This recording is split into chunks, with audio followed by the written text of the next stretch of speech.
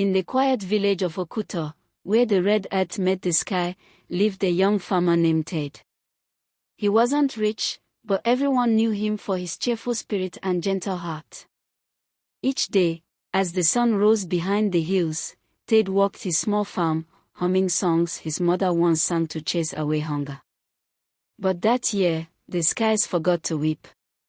The clouds drifted like strangers, and the soil cracked open like a thirsty mouth. Crops withered, streams dried up, and the drums of laughter in Okuto grew silent. As hunger crept from house to house, even friends turned cold. People locked their granaries, guarding their food as if kindness itself had become a crime.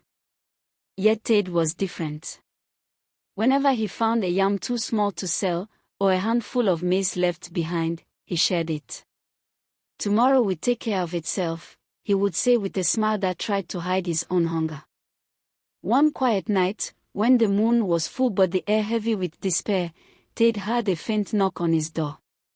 He opened it to see an old woman, bent and trembling, her eyes dull with weariness. "My son," she whispered, "I have not eaten in 2 days. Will you give me a little food?" Ted looked at the earthen pot by the fire. It held his last meal, a small portion of roasted maize. He hesitated for a moment. Then he sighed and smiled.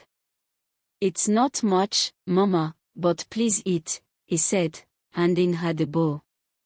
The woman's hands shook as she ate. When she finished, she looked at him for a long while, too long. Then she said in a voice that sounded both gentle and powerful, "You have given from your heart, not your storehouse. For that, take this." She opened a small pouch and handed him 3 tiny seeds wrapped in dry leaves. "Plant them before the first light of dawn," she instructed. Before Ted could ask her name, a strong wind blew through the hut, and the old woman was gone. Ted's heart pounded. Who was she? A spirit? A witch? Or just a tired wanderer? He couldn't sleep. But just before sunrise, he did as she said.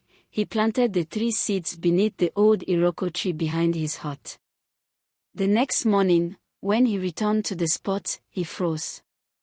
The seeds had sprouted overnight, not into green leaves, but into tall golden stalks, shimmering as if the sun had been trapped within them. His breath caught in his chest. He reached out and plucked one cob, and gasped. Inside were not grains, but golden coins that glowed softly in his palm. By sunset, the news had spread across the village. Men, women, and even the greedy elders came running. "Ted, tell us your secret," they cried. He told them everything, how a hungry stranger came, and how he shared his last meal. But not everyone was pleased. A rich man named Chief Koro, who had hoarded food all season, sneered. "Lies," he shouted. "No old woman gave you anything. You must have found treasure and want to keep it from us."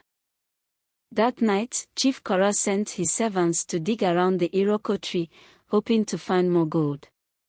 They dug until their hands bled, but the earth remained dry and empty.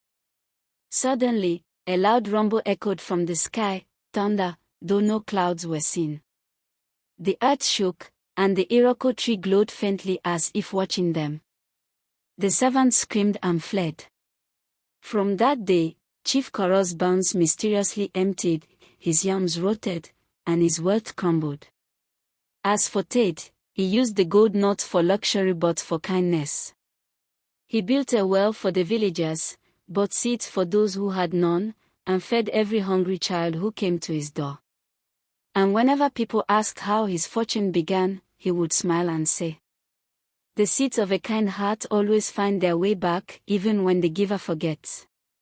The people of Okuto never forgot his words.